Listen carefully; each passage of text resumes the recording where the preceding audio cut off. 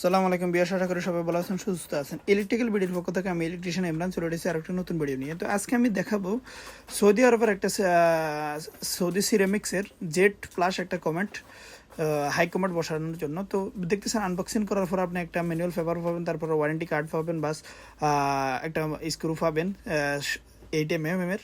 তো দেখতেছেন আলহামদুলিল্লাহ, প্রথমে কিন্তু আপনার ফরমাশ করে নিতে হবে।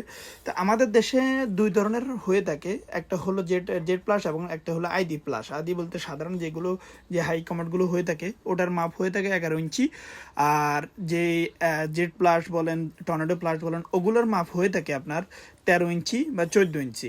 যাদের ওই বর্ডার থাকে, বর্ডার থাকলে 1 ইঞ্চি বাড়তি দেওয়াটাই ভালো।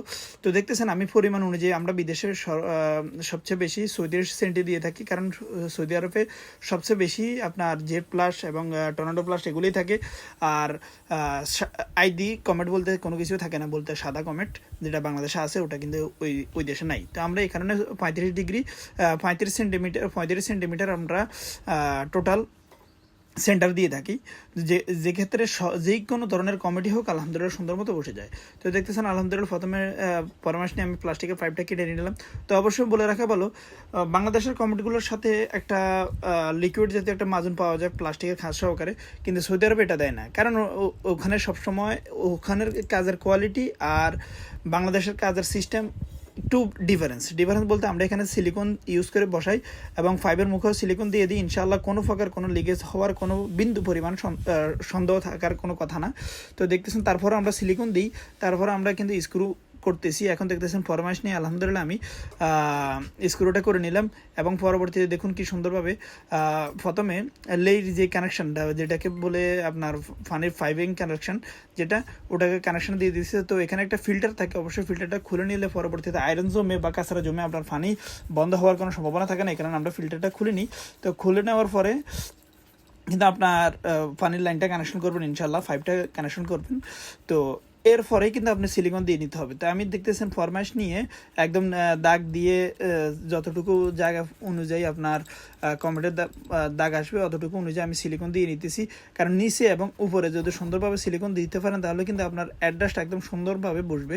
তো সিলিকন উপরেরটা কমেন্টে কিন্তু আমি আগে দিয়ে দিছি এবং নিচে দিয়ে এখন বর্তমানে সুন্দর মতো বসিয়ে দিলাম। তো এইভাবে যদি বসানো হয় ইনশাল্লাহ 100% গ্যারান্টি যে কোনো প্রকার গন্ধ বা কোনো প্রকার ফানি লিকেজ হওয়ার কোনো সম্ভাবনাই নেই। আর যেহেতু এখানে 4 ইঞ্চি ফাইভের কানেকশন, সব জায়গাতে 4 ইঞ্চি ফাইভের কানেকশন হয়ে থাকে। তো আর যে সৌদিতে যেসব আমরা কমেন্ট লাগাইছি আলহামদুলিল্লাহ ফাইভটাও একদম একদম অ্যাকুরেটলি ফাইভের সাথে অ্যাডজাস্ট হয়ে বসে যায়, কোনো প্রকার লিকেজ হওয়ার সম্ভাবনা থাকে না, 2 ইঞ্চি ভিতরের দিকে থাকে। তো বাংলাদেশে ওই ক্ষেত্রে একটু আলাদা ডিফারেন্ট সিস্টেম। তো আলহামদুলিল্লাহ কোনো সমস্যা নেই, কারণ দেশে বিদেশে সব জায়গাতে ইনশাআল্লাহ কাজ করার অভিজ্ঞতা থাকলে আপনি সব কিছু করতে পারবেন। তো আলহামদুলিল্লাহ দেখতেছেন এখন ফানি রানিং হয়ে গেলে এবং অটোমেটিকলি লোডাউন বা যেটাকে আমরা সৌদি আরবের পরিবেশে সাইফুন বলতাম, ওটাতে এখন ফানি পুরোপুরি ভর্তি হয়ে গেছে। তো পুশ বাটন যেটা, ওটা একদম সুন্দরভাবে সিরামিক্স বসিয়ে দিলাম এবং এটা হলো হাইড্রোলিক প্রেস আপনার গাতাটা। তো গাতাটাও খুলে নিলাম এবং দেখতেছেন এবং কি সুন্দরভাবে হাইড্রোলিক প্রেস আস্তে আস্তে সামঞ্জস্য অনুযায়ী বসতেছে। তো এই ধরনের নিত্য নতুন সকল ভিডিও পাওয়ার জন্য অবশ্যই আমাকে নক করতে পারেন, ইনশাআল্লাহ আমি এখন বর্তমানে বাংলাদেশে আছি। তো সবাই যদি ভিডিওগুলো ভালো লাগে এবং সেখানে যদি কিছু থাকে লাইক কমেন্ট শেয়ার এবং সাবস্ক্রাইব করতে ভুলবেন না। আজকের জন্য এখানে বিদায় নিতেছি। আসসালামু আলাইকুম রহমতুল্লাহি ওবারাকাতুহু। অবশ্যই আপনাদের মূল্যবান বক্তব্য আপনারা কমেন্টে জানিয়ে রাখতে ভুলবেন না ইনশাআল্লাহ।